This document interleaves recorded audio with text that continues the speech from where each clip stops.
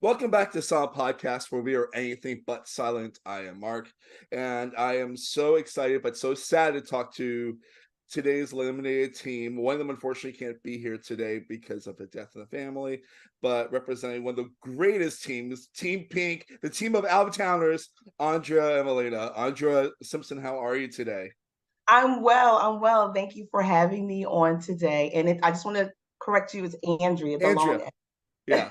Sorry about that. Yeah, no, I've got No, like it's four okay. friends with your name, and it's just always like, it's No, I always I get it. I totally get it.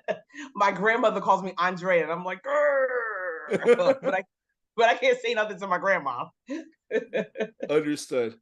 So how are you today, after watching that episode? It's like bittersweet. I was like, I knew it was coming, but watching it, and of course, like I'm watching it for the first time just like everyone else, because I don't know how you know production is going to edit and slice and dice. But I was just like, oh, it's finally here. It's coming to an end. Mm, But it was a great journey. I had lots of fun. We met some amazing people. The cast, season 35's cast is stellar in my opinion. it's a really So great cast, yeah. it is. And to be able to travel around the world with your best friend, along the way, meeting these great people from all walks of life, encountering different cultures, that's the best of both worlds, in my opinion. Uh-huh. Yeah, so, were you a fan of the show from the beginning, or did you start watching and, like So, yeah, yeah, so I've been a fan of Amazing Race since season one, since the inception. uh-huh, So I've watched every season. I just love, the adventures, the like again, going to different countries. I forget which season it was, and they went to Ghana. My dad's side of the family's from Ghana, so I uh-huh. was so like, oh my God, I can't believe they're in my home country. So like just the different places that they go to and the challenges they do is just so fascinating to me. And so with that, when I met Malaina in college, I reeled her in. I'm like, you got to watch this too. If I'm watching it, you're watching it. So that's how she started to like it. That's so great. And did you apply before the season, or was yeah, Yes. So I we initially applied right in college. We did the whole videotape, submitted it, and of course we didn't hear anything. And then right after we graduated from college, we there was an open casting call.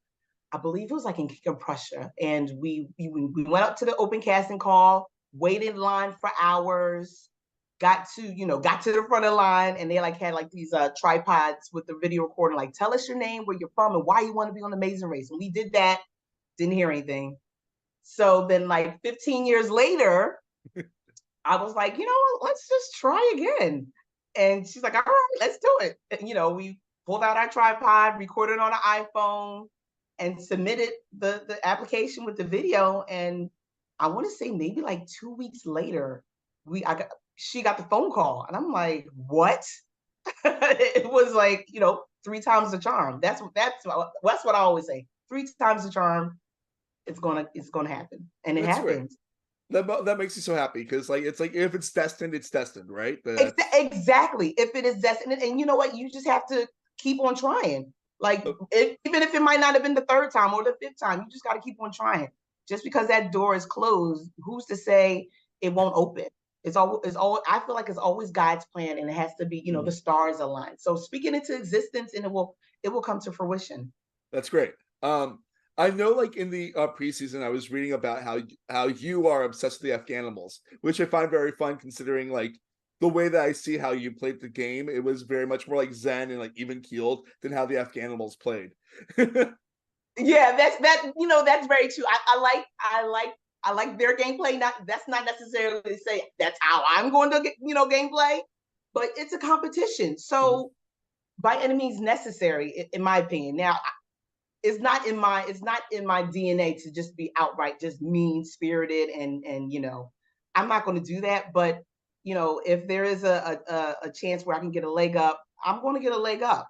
I think when we were racing, I know Malaina, she rubbed off on me because she's like, no, let's do it this way. And I know for me, sometimes I can be cutthroat. So I think that was that balance. Like Malaina, I don't know if you noticed, or maybe they might have edited it when we were in India with the rickshaws.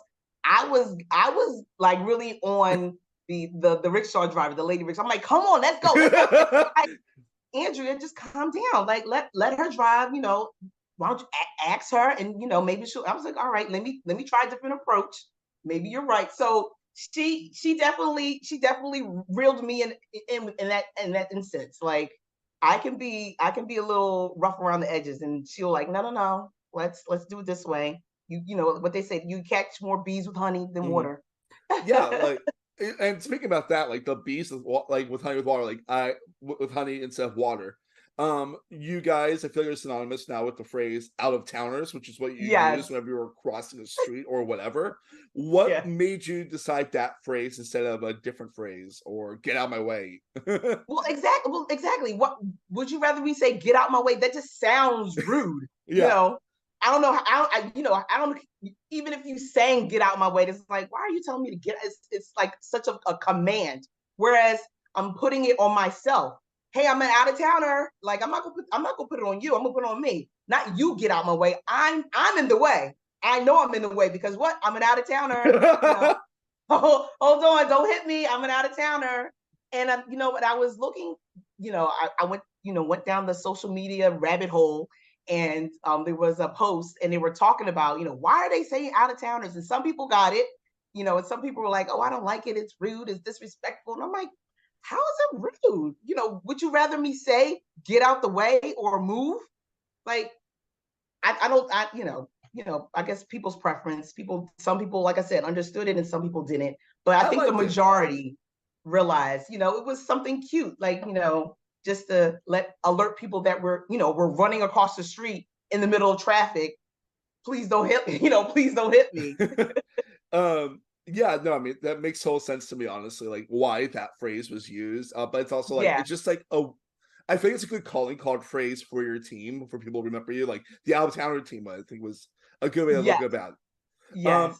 I want to talk about quickly because I know like we're getting close to running out of time, but like we have to talk about the Temple Tile Challenge. That seemed like Mm. everyone's nightmare that I've talked to so far that have gone out. I knew you were the person that was searching in like the thousands of tiles. Like, what was your mindset going into that, or at minute 10 or whatever, of trying to Well, figure it out? let me tell you. So we were leaving. So when we got to that roadblock, we were just off of doing the fish market Hmm. challenge. So I already knew that Malaina was already flustered and in her head because of the eels. You saw the episode. She couldn't Yeah. touch them. They were, some of them were alive. She couldn't stand it.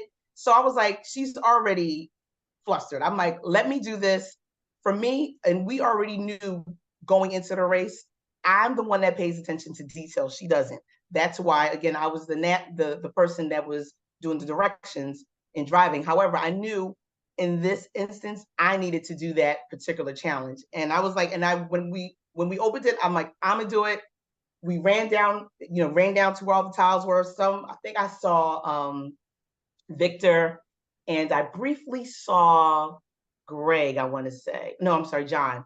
I briefly saw them further down. I'm like, let me start on this other side. It looks like no one's over here. Let me start on another side, not close to them. And I was like, and again, just looking at detail. And literally, it was only 3 tries that I did it.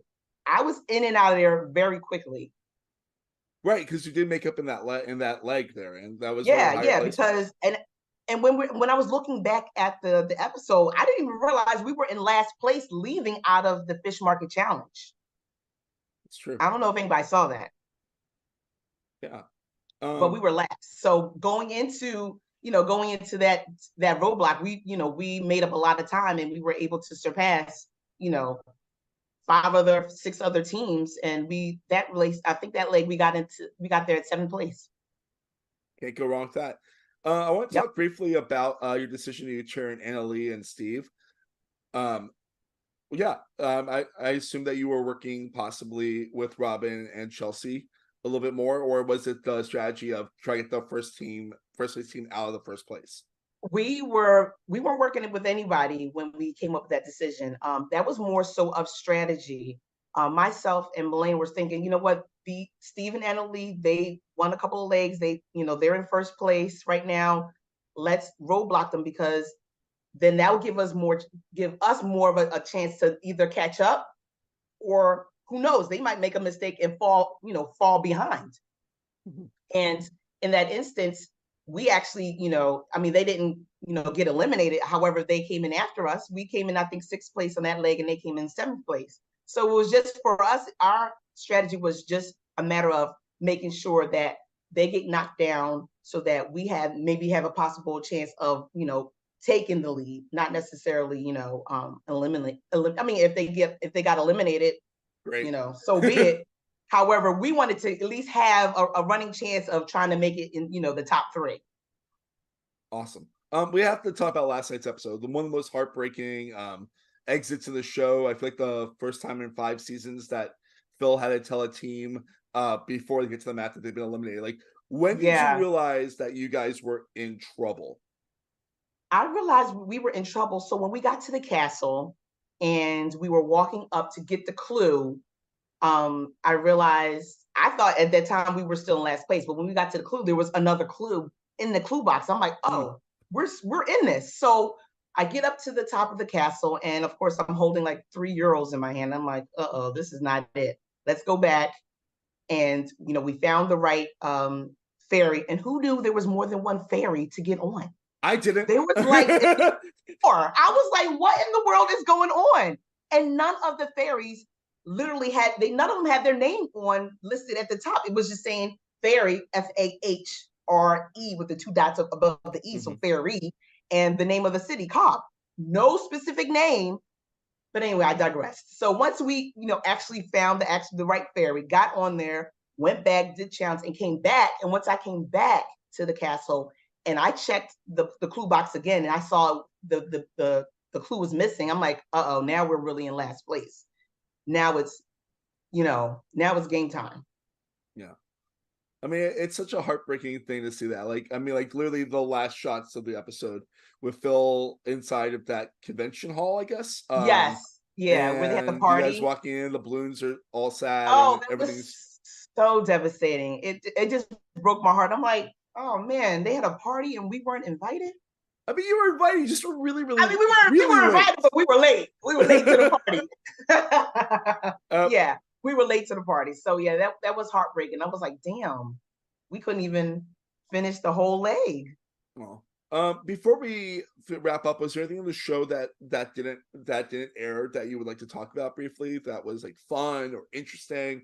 You know what? And what didn't air, which I wish aired, was probably in the beginning. When we were in Thailand, Greg and John, they were lifesavers for us, because if it wasn't for them in the first leg, I think we probably would have been eliminated back then. We had initially received our leg money back in Hollywood. Mm-hmm. Us not being, I don't know what we were thinking. We're spending our money. Oh, let's go get dinner. And then I'm like, oh shit, this is our leg money. What are we doing? We get to Thailand and like we barely had money to like pay our taxi cab drivers, and Greg and John allowed, they gave us money, and they were able to allow us to pay our taxi cabs. And I guess that, I think it was 2 legs later, we paid them back. I was like, we're going to pay you back. This is our debt. You saved us. So I wish they would have showed that, because they didn't have to do that. Yeah. That was a game changer for us. Kindness, it goes far, right? Like, yeah, absolutely. Yeah. Absolutely. Well, thank you so much for your time. Thank you so much, of course, Mark. Condolences to Malaina and her family. You guys were incredible, and we cheering to see you guys be brought back for like an all-star season. Exactly. I was just about to say that, like, listen, I am ready to go back. They just gotta, say the word and I am there. And even if it's not Amazing Race, I would love to do something with Big Brother. That's if you want to rank them, it's Amazing Race, Big Brother, and then Survivor. Survivor because I don't like bugs. Okay. But Big Brother, yes, I'm all about, just staying in the house. And that's all about social strategy. Get in the buddy games. How about that? Exactly. Find some more friends.